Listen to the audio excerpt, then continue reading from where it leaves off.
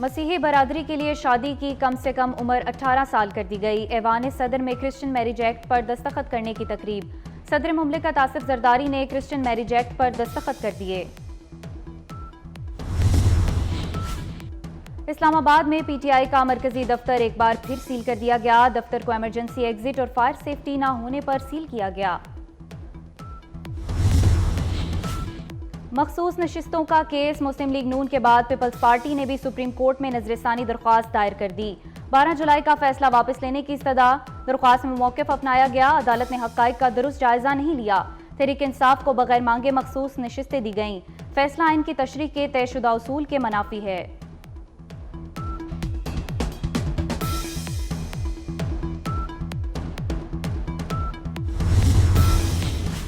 Secretary اطلاعات پی T آئی رؤف حسن کا 2 روزہ جسمانی ریمانڈ منظور، ایف آئی اے کے حوالے کر دیا گیا۔ پی ٹی آئی کے دیگر مرد کارکنان کا 2 روزہ جسمانی ریمانڈ بھی منظور۔ 2 خواتین کارکنان کو جوڈیشل ریمانڈ پر جیل بھیج دیا گیا۔ ایف آئی اے نے رؤف حسن کے 10 روز کے جسمانی ریمانڈ کی استدعا کی تھی۔ پی ٹی آئی پر کوئی پابندی نہیں لگا سکتا، بانی پی ٹی آئی کا نظریہ پابندی سے بڑا ہے۔ Chairman P T I barrister Gohar ڈٹ کر ڈسٹرکٹ کورٹ میں میڈیا سے گفتگو کرتے ہوئے کہا کہ پی ٹی آئی جمہوریت اور ملک کی بالادستی کے لیے کھڑی ہے۔ پارٹی کارکنوں اور رہنماؤں کی گرفتاری جیسے ہتھ کنڈے سپریم کورٹ کے فیصلے پر عمل درآمد روکنے کے لیے کیے جا رہے ہیں۔ چیف جسٹس قاضی فائز عیسیٰ سے اپیل کروں گا کہ آپ کے والد قائد اعظم کے ساتھی تھے، اپنے فیصلے پر عمل درآمد کروائیں۔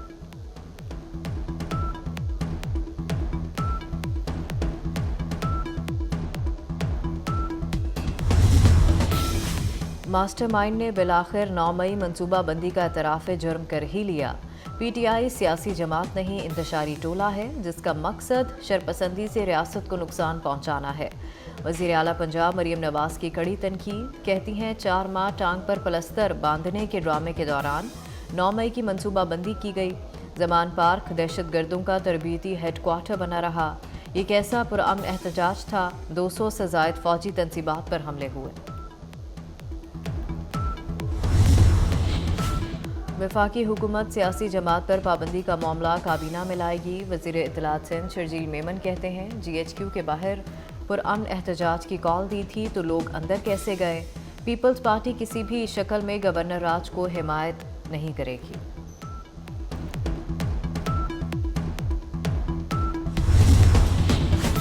وزیر اعلیٰ ہاؤس خیبر پختونخوا میں بنو کے عمائدین اور حکومت کا جرگے نے 16 نکات پر مشتمل مطالبات وزیر اعلیٰ علی امین گنڈاپور کو پیش کر دیے۔ بنو جرگے کا آپریشن عزم استحکام پر تحفظات کا اظہار۔ وزیر اعلیٰ کا تمام مطالبات سے اتفاق۔ بنو جرگہ ایپیکس کمیٹی سے ملاقات کرے گا۔ بیرسٹر سیف نے کہا کہ صوبائی ایپیکس کمیٹی کا اجلاس جمعرات کو ہوگا۔ امن و امان کی بحالی کے لیے پالیسی بنائی جائے گی۔ وزیر اعلیٰ علی امین گنڈاپور جمعے کو بنو جائیں گے۔ بنو میں علامتی دھرنا جاری رہے گا۔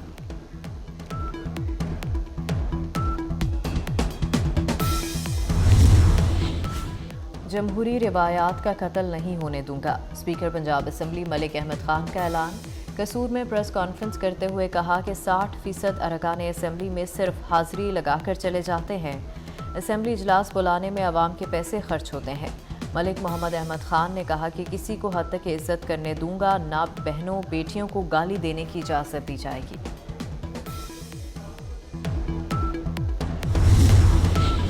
کراچی میں ہاکس بے پر نہاتے ہوئے خاتون سمیت 3 افراد ڈوب کر جاں بحق۔ مرنے والوں میں سے 2 کا تعلق لیاقت آباد سے ہے۔ لیاقت آباد سے فیملی پکنک کے لیے آئی تھی۔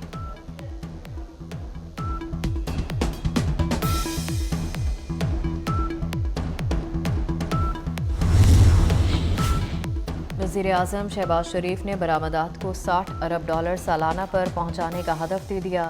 صنعتوں کے لیے بجلی کی لاگت کم کرنے کے لیے وزارت بجلی کو جامع منصوبہ پیش کرنے کی ہدایت۔ قومی برآمدات بورڈ اجلاس کی صدارت کرتے ہوئے وزیر اعظم کا کہنا تھا، پاکستان کی ترقی کے لیے سب کو محنت کرنا ہوگی۔ یورپ اور امریکہ تک پاکستانی سامان کی ترسیل کا دورانیہ کم کیا جائے۔ معیاری بیج اور زرعی اجناس کی برآمد یقینی بنانے کی بھی ہدایت۔ آئین اور قانون کی پاسداری کا حلف اٹھا رکھا ہے۔ روزانہ قرآن پاک اور درود شریف پڑھ کر عدالت میں بیٹھتا ہوں۔ جسٹس طارق محمود جہانگیری کا اسلام آباد ہائی کورٹ بار سے خطاب۔ کہا جو جج جان بوجھ کر غلط فیصلہ کرتا ہے اس پر اللہ کا قہر نازل ہو۔ کہا کئی بار سکون سے سو نہیں سکتا کہ کہیں غلط فیصلہ نہ ہو جائے۔ میں نے فیصلہ دیا کہ ایک وقوع پر متعدد FIRs درج نہیں ہو سکتی۔ وفاقی وزیر خزانہ محمد اورنگزیب آج چین جائیں گے۔ وزیر خزانہ $15 ارب کے توانائی قرض کی ری شیڈیولنگ پر بات کریں گے۔ چین کے 500 ارب توانائی سرکولر ڈیٹ پر بھی تبادلہ خیال کیا جائے گا۔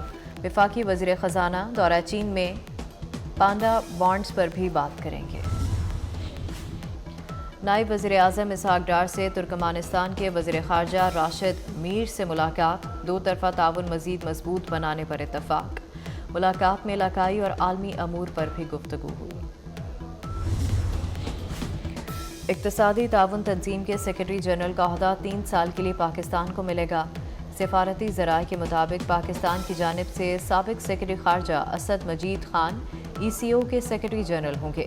اسد مجید خان اگلے ماہ عہدہ سنبھالیں گے۔ ECO کے موجودہ سیکرٹری جنرل خسرو نوزیری کل 2 روزہ دورے پر اسلام آباد پہنچیں گے۔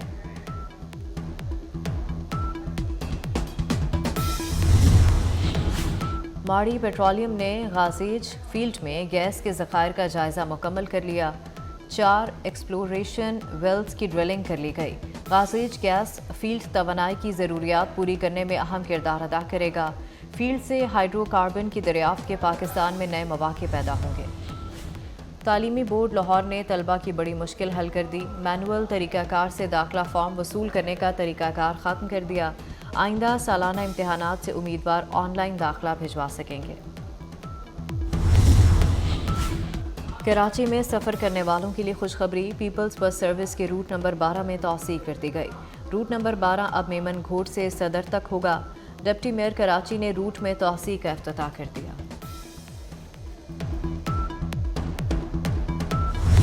ساون جوبن پر مختلف شہروں میں بارش سے جل تھل ایک ہو گیا۔ اسلام آباد، لاہور، گجرانوالہ، گجرات، شیخوپورہ سمیت کئی شہروں میں بادل کھل کر برسے۔ آزاد کشمیر میں کئی مقامات پر بارش، نارووال، سیالکوٹ میں ہائی لیول فلیش فلڈنگ کا الرٹ، نالہ ایک، ڈیک اور پھلکو میں طغیانی متوقع، ملحقہ علاقے زیر آب آنے کا خطرہ۔ کراچی کا مطلع ابر آلود، سمندری ہوائیں بحال ہونے سے موسم خوشگوار ہوئی۔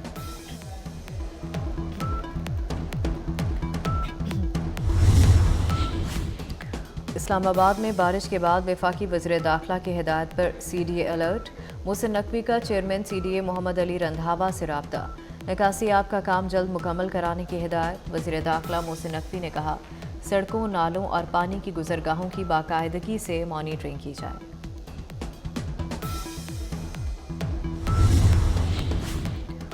کراچی میں کورنگی کازوے کے علاقے میں کچرا کنڈی سے ماں بیٹی کی تشدد زدہ لاشیں ملی ہیں۔ ماں بیٹی کے ہاتھوں کی نسیں اور گلے کٹے ہوئے تھے، سر اور چہرے پر پتھر مارے گئے۔ دونوں کو کہیں اور قتل کر کے لاشیں کچرا کنڈی میں پھینک دی۔ پولیس کی تحقیقات جاری۔